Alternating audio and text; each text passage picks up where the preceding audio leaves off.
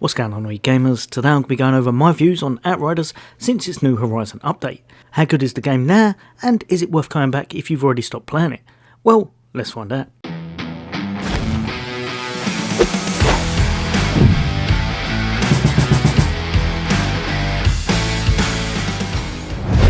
Welcome back, all you guys and girls. As always, for all things gaming, for all things Xbox, then why not hit that subscribe and bell icon.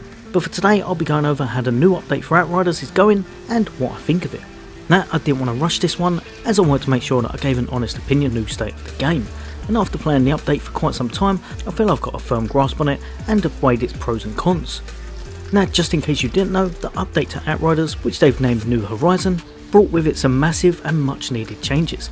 Ones that have really helped the game to become a much more playable and fun experience. Now, if you've been a member of this channel for a while, you may know that I played Outriders for quite some time. Roughly 4 or 5 months, and I managed to rack up quite a considerable amount of hours, mainly with my Pyromancer. And due to this, could quite easily beat all of the late game expeditions to the gold standard, so I was in a good position, whereas a lot of people out there may not have had the gear I had, or may not have had the time and struggled with some classes. Like the Devastator, for example, pretty much had to be using Moaning Winds most times in order to complete most missions to gold. The game, when it first came out in its original state, was quite difficult, and you found yourself very constrained on your builds.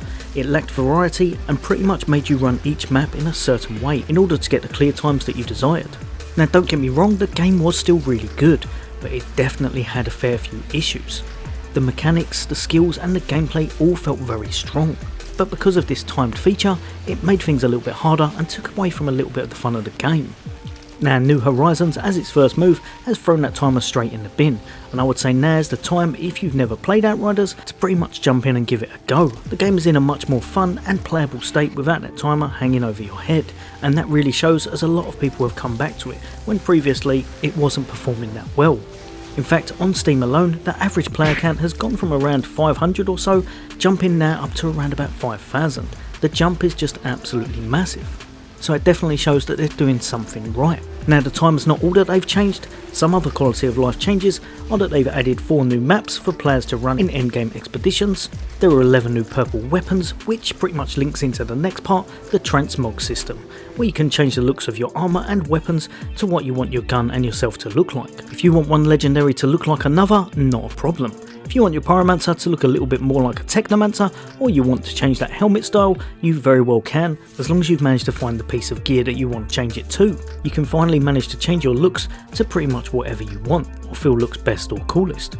Now, another amazing feature that gamers had asked for a long time is for Thiago to actually be worth using.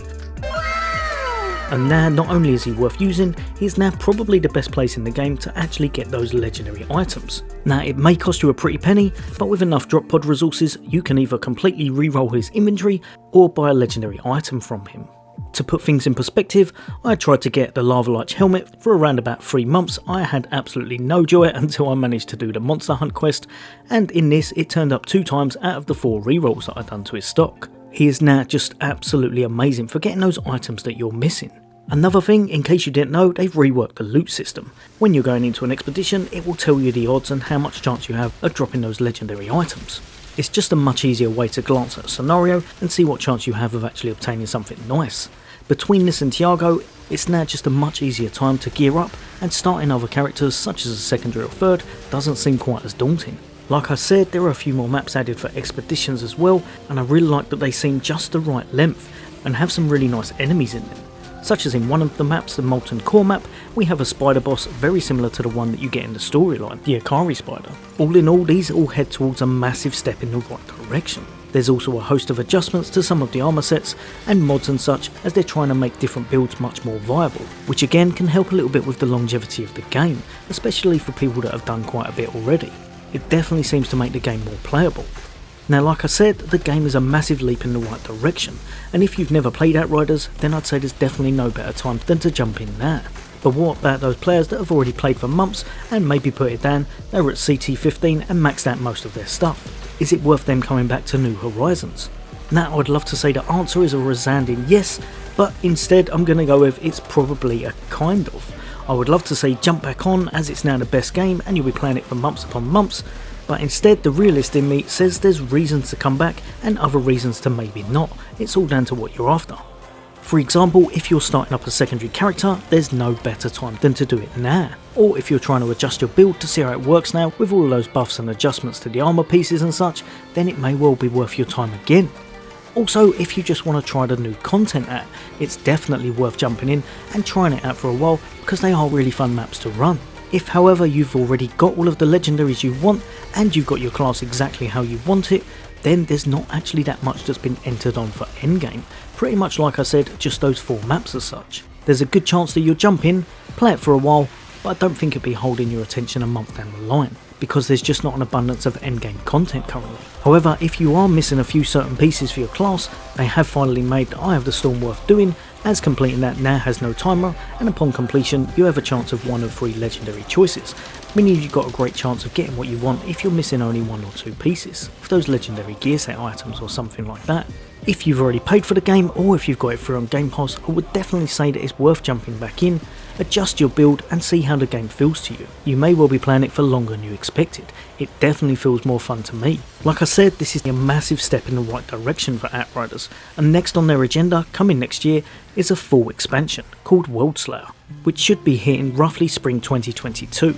I definitely feel that as long as they're listening to the community and continue heading down this road, Outriders could well be around for quite some time. In fact, the only major downfall that I'd say they haven't addressed yet is still the fact that we don't have loadouts. Why?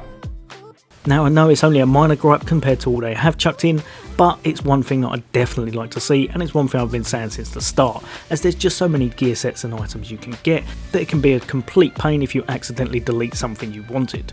But again, they're making lots of adjustments, so this may well be something they'll implement in the future. As always guys and girls, for all things gaming, for all things Xbox, take care, I'll see you on next day.